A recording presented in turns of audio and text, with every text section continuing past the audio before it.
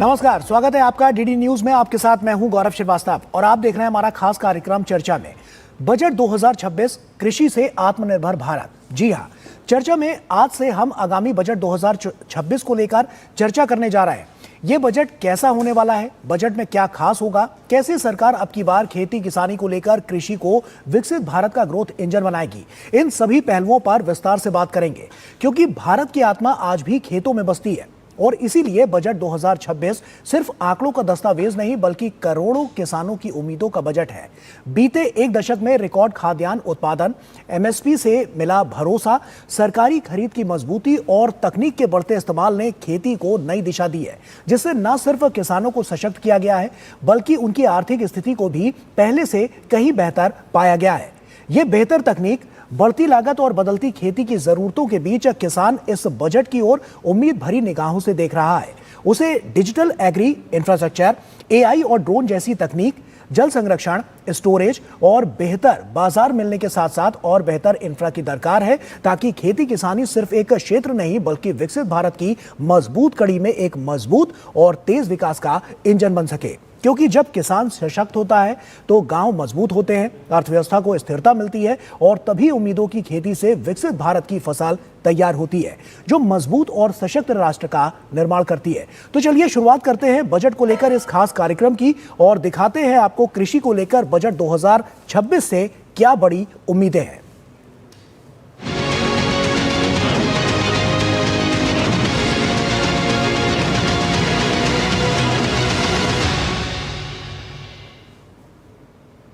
भारतीय कृषि आज एक नए दौर में खड़ी है, जहां निवेश नीति से जुड़ा है, तकनीक खेतों तक पहुंची है और किसान सिर्फ उत्पादक नहीं बल्कि विकास का केंद्र बन रहे हैं।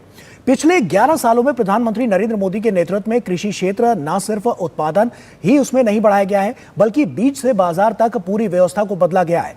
बजट, उत्पादन, एमएसपी, तकनीक और बाजार, हर मोर्चे पर खेती की तस्वीर बदली है और इसी बदलाव की तस्वीर को समझने की कोशिश करेंगे आज विशेषज्ञों से। लेकिन उससे पहले बदलाव की कहानी को बयां करती यह रिपोर्ट देखिए।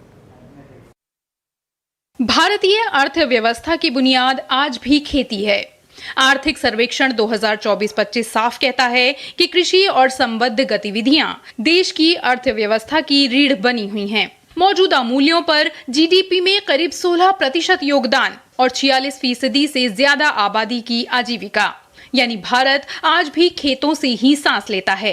लेकिन बीते 11 वर्षों में खेती की तस्वीर सिर्फ बनी नहीं रही बल्कि बदली है, मजबूत हुई है और आधुनिक बनी है। प्रधानमंत्री नरेंद्र मोदी के नेतृत्व में कृषि क्षेत्र में एक गहरा और संरचनात्मक परिवर्तन देखने को मिला है। हमने नेशनल मिशन और नेचुरल फार्मिंग शुरू की। आज लाखों किसान इससे जुड़ चुके हैं। बीते कुछ सालों में देश में 10,000 किसान उत्पाद संघ एफपीओज बने हैं। सरकार का फोकस सिर्फ पैदावार बढ़ाने तक सीमित नहीं रहा बल्कि बीज से बाजार तक, सीड टू मार्केट, पूरी कृषि वैल्यू चेन को मजबूत करने पर रहा है। बीज की गुणवत्ता से लेकर सिंचाई, उत्पादन से लेकर भंडारण और मंडी से लेकर डिजिटल बाजार तक खेती को एक समग्र प्रणाली के रूप में देखा गया। सरकारी प्राथमिकता का सबसे बड़ा संकेत बजट से मिलता है। 2009-10 में जहां कृषि बजट करीब 12,000 करोड़ रुपए था, तो 2013-14 में ये बढ़कर 21,933 करोड़ रुपए हुआ और 2024-25 में सरकार ने कृषि के लिए 1,22,000 करोड़ रुपए से ज्यादा का प्रावधान किया। यानी खेती अब सिर्फ परंपरा नहीं, नीति और निवेश की प्राथमिकता बन चुकी है।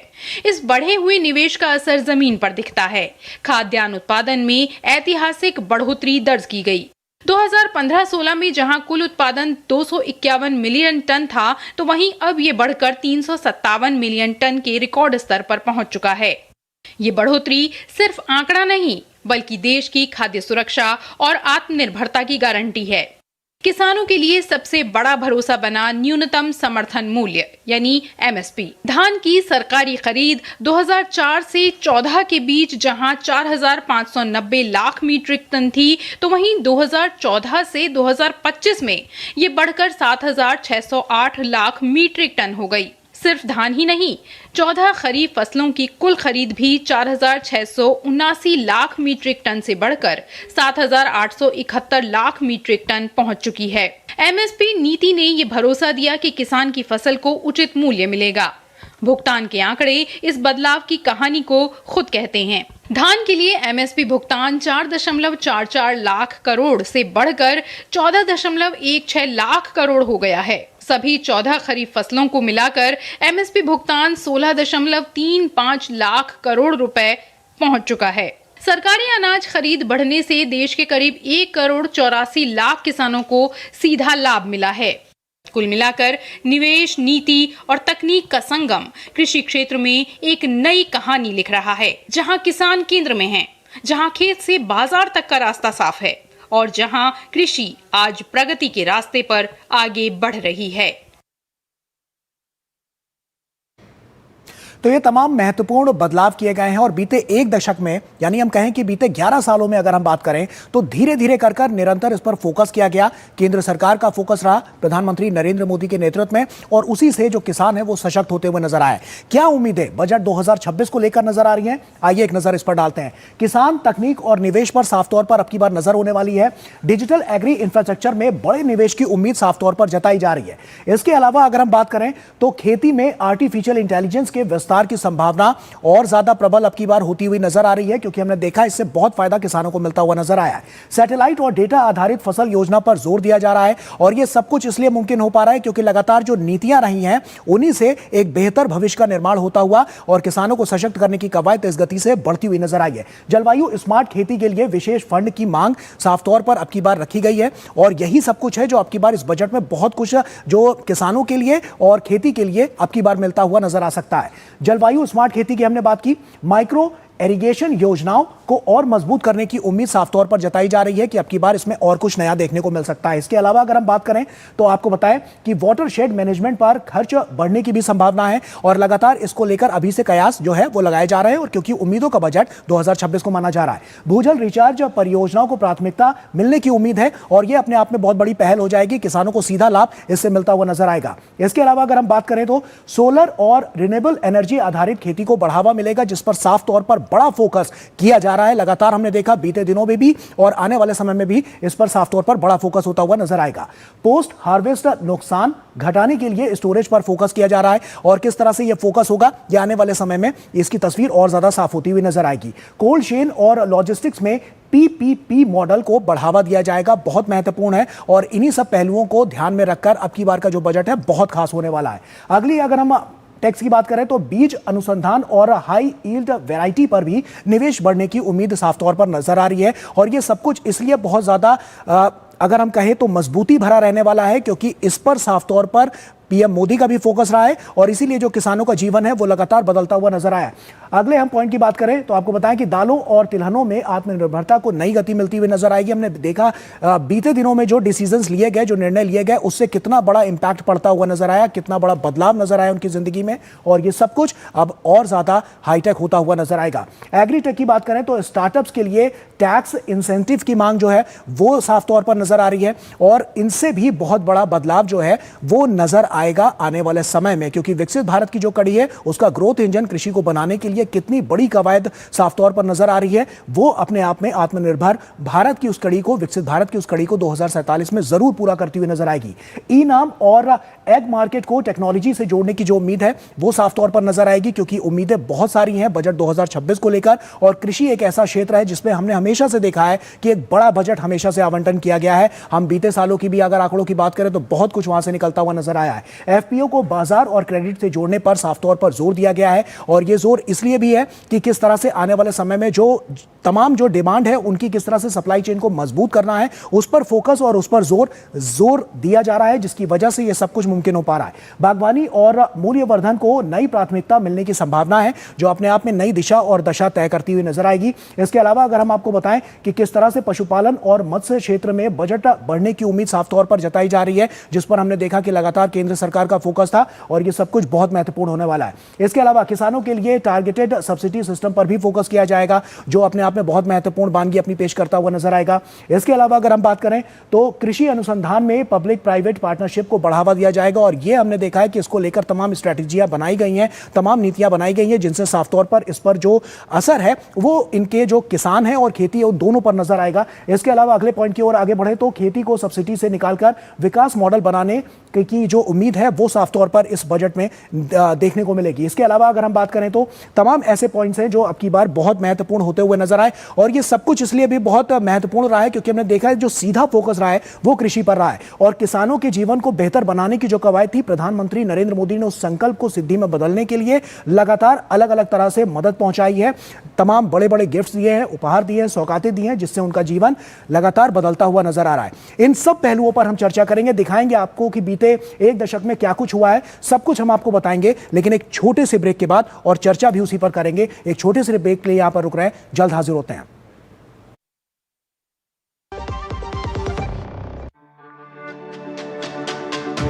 मेरी पसंद, मेरी पसंद, मेरी पसंद, मेरी पसंद, हमारी पसंद, हम सबकी पसंद। मजबूत देश का मजबूत सरिया हो गया स्टील। टिंग टिंग, आपके लिए एक फेस्टिवल ऑफर है। क्यूआर कोड स्कैन करो, यूपीआई पिन डालो और 10,000 रुपए आपके बैंक अकाउंट में। पिन डालूंगा तो पैसा खट से आएगा नहीं, झट से कट जाएगा। मैं मूर्ख नहीं हूँ। आलिया, यूपीआई कहता है यूपीआई पिन पैसे भेजने के लिए होता है, पाने के लिए नहीं। इस बात को याद रखें और कहें मैं मूर्ख नहीं।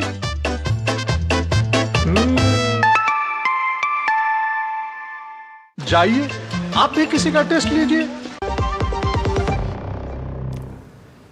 ब्रेक के बाद एक बार फिर से आप सभी का स्वागत है। बजट 2026 को लेकर क्या उम्मीदें हैं कृषि क्षेत्र को लेकर, इसी पर हमने तमाम जानकारियां आपके साथ साझा की। आइए इसी पर चर्चा करते हैं। बहुत ही खास मेहमान हमारे साथ आज पैनल पर जुड़े हुए हैं। डॉक्टर अशोक विशनदास जी हमारे साथ जुड़े हुए हैं, पूर्व अध्यक्ष है CACP और प्रोफेसर हैं अप्लाइड इकोनॉमिक्स IIPA के। सर बहुत स्वागत आपका। उसी के साथ हमारे साथ विनोद आनंद जी भी हैं, सदस्य हैं MSP उच्च स्तरीय समिति कृषि मंत्रालय से।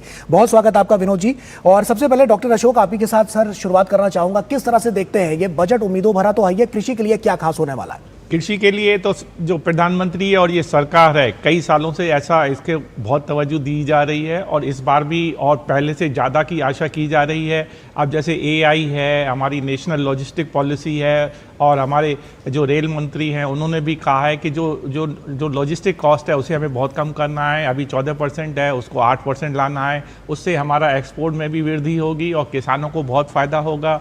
और फिर एक जो हमने ये किया है जो MSP के लिए A2 + FL + 50%, वो पहले नहीं था, 2014 से पहले नहीं था, वो किसानों को उसका फ़ायदा हो रहा है। और फिर जो प्रोक्योरमेंट है, प्रोक्योरमेंट काफ़ी सक्षम हुआ जा रहा है और कई जगह नए सेंटर भी खुले हैं गोडाउन के।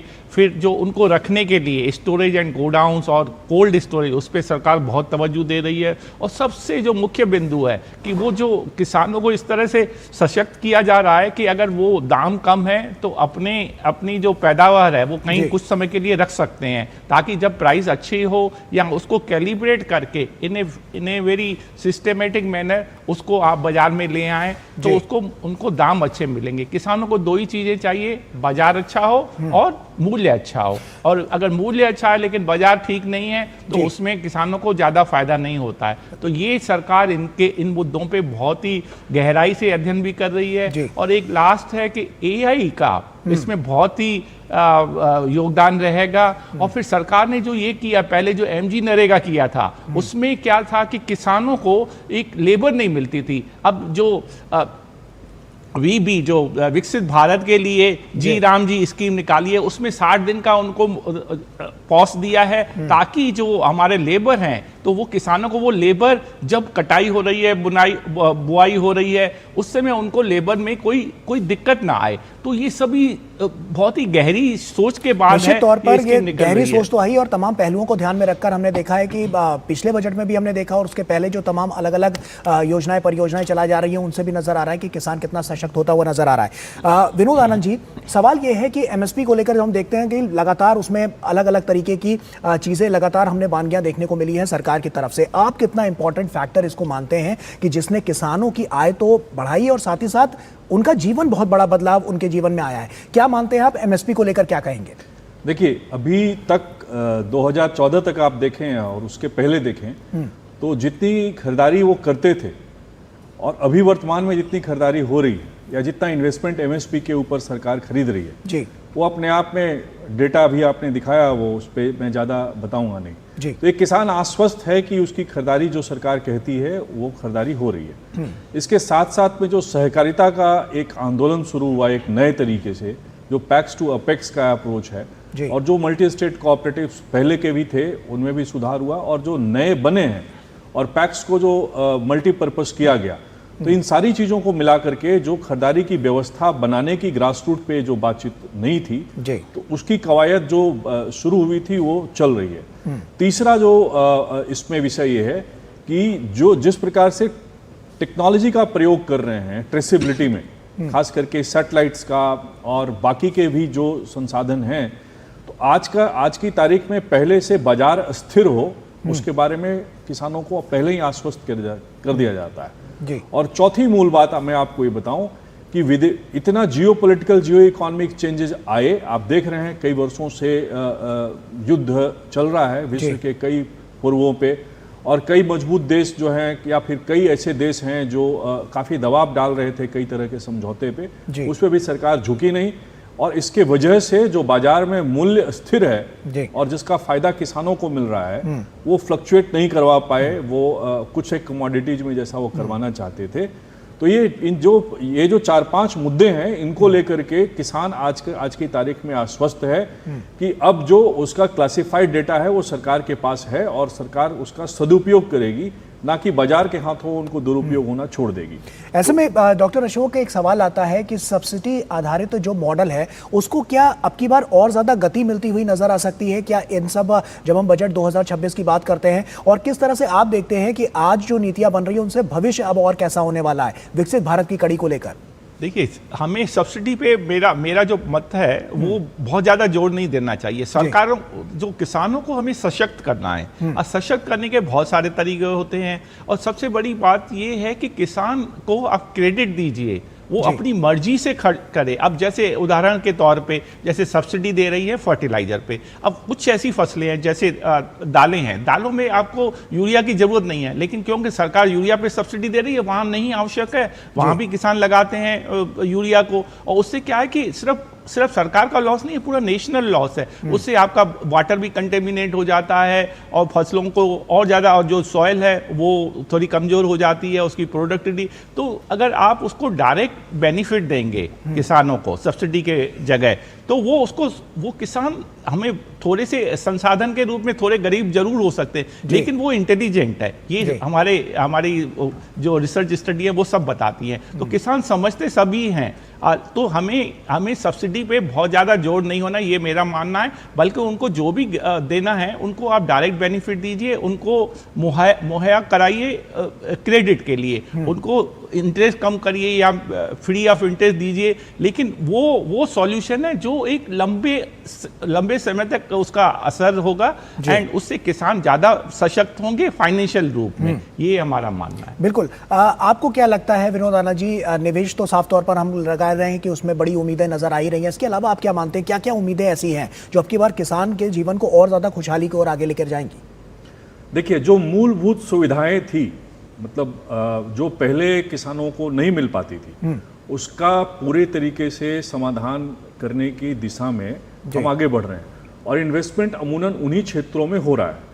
सिर्फ पब्लिक सेक्टर ही नहीं बल्कि प्राइवेट सेक्टर भी आज की तारीख में एक बड़े जो प्राइवेट इक्विटी फंड्स थे वो भी स्टार्टअप्स देखिए, स्टार्टअप्स में कितना नहीं बड़े प्राइवेट इक्विटी फंड की बात कर रहा हूं मैं, जो $2 बिलियन से कम का इन्वेस्टमेंट का उनका साइज नहीं है, तो वो सारा इन्वेस्टमेंट अब एग्रीकल्चर और अलाइड एक्टिविटी में आ रहा है। तो सबसे पहला तो विषय ये है जी। दूसरा विषय ये है कि अभी तक वो जो श्रृंखला जैसे अमूल मॉडल था कि वैल्यू चेन 3 स्तरीय जाता था, अभी तक ऐसा कभी नहीं हुआ था कि जैसे नेचुरल फार्मिंग के लिए, सीड के लिए और एक्सपोर्ट के लिए जो मल्टी स्टेट कोऑपरेटिव बनी और जिसके आंकड़े काफी पॉजिटिव आए हैं जी। तो ये अपने आप में एक मील का पत्थर है। तीसरा जो इन्वेस्टमेंट ज्ञान का इन्वेस्टमेंट था, जो टेक्नोलॉजी का इन्वेस्टमेंट था, पहली बार प्रधानमंत्री जी ने पिछले वर्ष आपने देखा होगा कि न ही सिर्फ पहली फाइल साइन की थी बल्कि उन्होंने कई 100 से भी ज्यादा 150 के आसपास नई किस्मों उस किसानों के लिए रिलीज की थी जी। तो ये जो अमूनन चीजें हैं, और अभी आप जैसे देखेंगे कि जो रेगुलेशंस थे पहले के, जो ब्लॉकेजेस थे, अभी तक ना सीड बिल के बारे में काफी समय से सिर्फ बातचीत चल रही थी, पेस्टिसाइड बिल के बारे में बातचीत चल रही थी, तो ये सब कुछ अब इस बजट सेशन के में और इसके बाद में आपको देखने के लिए मिलेगा। तो जो रेगुलेटरी चेंजेस जो किए जा रहे हैं, जो सप्लाई चेन में इनोवेशन किया जा रहा है, और जिस प्रकार से मतलब आप ये समझिए कि 4 साल 5 साल पहले ड्रोन जैसी कोई चीज थी नहीं, बिल्कुल आर्टिफिशियल इंटेलिजेंस जैसी चीजें कोई थी नहीं, तो हमारा जो ट्रेसेबिलिटी का जो ऑप्शन था वो बिल्कुल बंद था। और जब मतलब टेक्नोलॉजी की जब बात करते थे तो वो पीपल के पेड़ के नीचे बैठने वाली बात हो जाती थी जी। और एक दूसरा वर्ग था जो उसका खूब फायदा उठाता था। तो इन सारी चीजों को लेकर के अब जैसे मान के चलिए दाल के लिए पोर्टल बनाया गया जी, तो पहले आश्वस्त कर दिया जाता है कि आप दाल की खरीदारी आपकी 100% होगी और आपको सारा इकोनॉमिक सपोर्ट मिलेगा, वैसे उसकी व्यवस्था कोऑपरेटिव सेक्टर में की गई। तो जो इंफ्रास्ट्रक्चर जो बार्गेनिंग पावर फार्मर के पास पहले नहीं थी, आज की तारीख में फार्मर के पास एक कैफेटेरिया अप्रोच है कि अगर एक जगह उसको वो बेचेगा नहीं तो दूसरी जगह बेच सकता है या फिर तीसरी जगह बेच सकता है, या अपनी खेत में कौन सी ऐसी फसल उगाए जिससे उसको फायदा ज्यादा मिले। इसलिए आप देखेंगे कि युवकों का भी एक पलायन जो शहरों की तरफ था वो वापस गांव या गांव केंद्रित हो रहा है। तो ये सारी व्यवस्था जो एक बदलने की बातचीत चल रही है या बदली जा रही है, उसका पूरा फायदा गांव को और भारत की अर्थव्यवस्था को मिलेगा, जो कि अभी वैश्विक रूप से परिलक्षित हो रहा है कि जहां एक तरफ विश्व लड़ रहा है आपस में और सबने कहा था कि हम इतना कुछ लगा देंगे, ये व्यवस्था कर देंगे तो अर्थव्यवस्था ऐसी हो जाएगी। आप देख रहे हैं कि हमारा ग्रोथ अभी कैसा है। बड़े IBRD इंस्टीट्यूशंस भी अब रिवाइज कर रहे हैं अपने आंकड़ों को। निश्चित तौर पर डॉक्टर अशोक, जैसा हम सोलर पैनल की जब बात करते हैं, इसके अलावा अगर हम बात करें रिन्यूएबल एनर्जी को लेकर, आपको क्या लगता है कि किस तरह से उसकी जो प्राथमिकताएं हैं और आने वाले समय में हम उसको देख पाएंगे? क्योंकि एक रिफॉर्म की ओर बढ़ते हुए नजर आए, प्रधानमंत्री नरेंद्र मोदी भी कहते रहे कि हमने जो रिफॉर्म का है, तो जो 2025 भी हमने देखा वो रिफॉर्म का था, बहुत सारी चीजें नई इनोवेट हुई। और उसके बाद अब खेती किसानी में आप क्या मानते हैं, रिन्यूएबल एनर्जी किस तरह से एक मील का पत्थर साबित होगी? और अब बजट को लेकर अगर हम कह सकते हैं तो क्या इसमें भी कुछ देखने को मिल सकता है? या उसमें जो मेरा ये विचार है, जैसे किसानों के पास खेती है और वो लैंड भी है, लैंड तो इलास्टिक है, लेकिन उसको इलास्टिक कैसे बनाएं, यानी कि उसको कैसे एक्सपेंड करें ताकि उनकी आय बढ़े, उत्पादन बढ़े, वो अच्छी बात है, लेकिन उत्पादन बढ़ना जरूरी नहीं है ये गारंटी करेगा कि उसकी आय भी बढ़े। उसके संसाधन को मजबूत करने के लिए ये है कि जैसे सोलर पैनल लगाते, सोलर ट्री कहते हैं। सोलर ट्री में क्या है कि वो सोलर करेंगे, उनकी जो खेती बाड़ी हो रही है वो होगी, तो 1 एकड़ में करीब 500 सोलर ट्री लग सकते हैं। उसमें वो 12 फीट पे ऊपर लगाते हैं और बाकी जो गतिविधियाँ हैं, जो आपकी कल्टीवेशन हो रही है, आपका हार्वेस्टिंग हो रहा है और आपका जो भी बुआई हो रही है, वो सारे वैसे ही चलते रहेंगे। उससे जो फोटोसिंथेसिस है वो भी नहीं रुकेगा। तो सरकार अगर इसमें किसानों को कुछ शुरू में इस काम के लिए कुछ अलग से फाइनेंशियल वित्तीय सहायता करे तो उसमें किसानों की आय काफ़ी बढ़ सकती है। और कुछ जगह ये एक्सपेरिमेंट हुए भी हैं, जैसे नजफगढ़ में हुए हैं दिल्ली के पास, और ये गुजरात में हमने देखे हैं, वहाँ भी कुछ किसान करते हैं, लेकिन ये व्यापक स्केल पे नहीं है, इसको स्केल अप करना है। और वो एक एरिया है जिससे किसानों की आय काफ़ी बढ़ सकती है, दैट इज वन। सेकंड, आप उनको ऐसे करिए, ब्रांडिंग करिए और वो एक्सपोर्ट पे हमें जोर कर दें। मेरा खुद की जो रिसर्च स्टडी वो बता दी, अभी $50 बिलियन US की हम एग्रीकल्चर कमोडिटी एक्सपोर्ट करते हैं और अगले 3-4 साल में हमारे यहाँ स्कोप है, पोटेंशियल है कि हम इसको $100 बिलियन कर सकते हैं। उसके लिए हमें अभी से काम करना होगा और अगर ऐसी कोई नीतियां बनाए। बिल्कुल। एक छोटा सा सवाल विनोद आनंद जी आपसे भी है मेरा, कि हम जब कोल्ड चेन की बात करते हैं तो लॉजिस्टिक PPP मॉडल को किस तरह से आप देखते हैं? क्या उससे भी बड़ा फायदा और इजाफा इसमें अब की बार बजट में हम देखने को मिलेगा हमें? गौरव जी, मैं सबसे इसके आपके सवाल का उत्तर दूं, मैं थोड़ा बैकएंड में आपको लेके जाऊंगा। जी, जो जी। सप्लाई चेन अर्बन सेंट्रिक था वो रूरल सेंट्रिक कैसे हो रहा है। ठीक है। पहली बार ऐसा हुआ है कि 1,20,000 करोड़ रुपया, बहुत बड़ी राशि होती है, वो किसानों को सीधी सीधी मिली है बायोइथेनॉल से, जो ग्रामीण ऊर्जा की हम जी। बात कर रहे थे। तो वो जो सप्लाई चेन है, जो इथेनॉल की ट्रकें जो चल रही है गांव से शहर की तरफ, वो एक इनोवेशन है सप्लाई चेन में, पहले कभी सोचा नहीं गया था। जी लगभग 105 से ज्यादा अभी तक के आंकड़े हैं कि जो कंप्रेस्ड बायोगैस के प्लांट लगे हैं, और कोई भी वो सारे 10 टीपीडी के ऊपर के लगे हुए हैं। जी 1000 से भी ज्यादा सीबीजी कंप्रेस्ड बायोगैस का जो लेटर ऑफ इंटेंट है वो जारी किया गया है। तो आने वाले समय में आप देखेंगे जो ग्रामीण ऊर्जा का सप्लाई चेन जो गांव से शहर की तरफ नहीं जाता था, वो पूरा आपको नए तरीके से देखने के लिए मिलेगा। उसमें जी। नवोन्मेषी जो सुधार किए जा रहे थे जी। वो आपको मिलेगा। गांव साफ होगा, गांव की जो वैसी वेस्ट थी, गोबर था और इथेनॉल था, जिसके ऊपर आप काफी झगड़ा लड़ाई होता था, आप देख जी। रहे हैं सारा कुछ हुआ।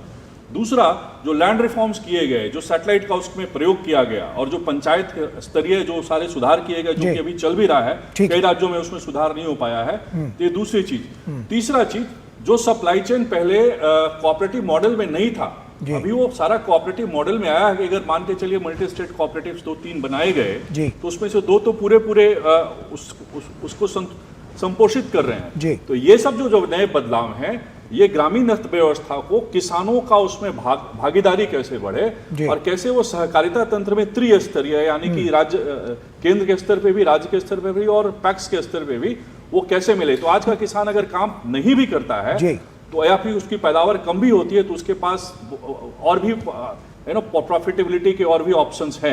ये निश्चित तौर पर, और बहुत यही हम देख रहे हैं कि होगा। चौमुखी जो विकास है उसी की इबारत लिखने के लिए लगातार इस तरह की जो कवायदें हैं उनको आगे बढ़ाया गया है, और तभी ये सब कुछ हो पा रहा है। जैसा कि हम बता भी पा रहे हैं कि रिफॉर्म किस तरह से हुआ है, और ये रिफॉर्म सिर्फ एक जगह पे नहीं हुआ, अलग अलग क्षेत्रों में हुआ है, किसानों में हुआ है, खेती में हुआ है, और उसके अलावा भी हम तमाम देख रहे हैं कि उनको भी और ज्यादा इंफ्रास्ट्रक्चर के लिहाज से डेवलप किया जाए। इस पर सरकार का साफ तौर पर फोकस है, और इससे उम्मीद भी लगाई जा सकती है कि 2026 का ये जो बजट जब आएगा तो साफ तौर पर किसानों के लिए एक बार फिर से बड़ी मुस्कान साथ लेकर आएगा। बहुत बहुत शुक्रिया आपका डॉक्टर अशोक विशनदास जी हमसे जुड़ने के लिए, और विनोद आनंद जी हमसे जुड़ने के लिए, और तमाम विस्तार से ये बातचीत हमसे करने के लिए। और इसी के साथ फिलहाल आज की चर्चा में इतना ही। हमें और हमारी पूरी टीम को दीजिए इजाजत, और हमारे साथ जो मेहमान जुड़े उनका बहुत बहुत शुक्रिया, बहुत बहुत शुक्रिया। नमस्कार।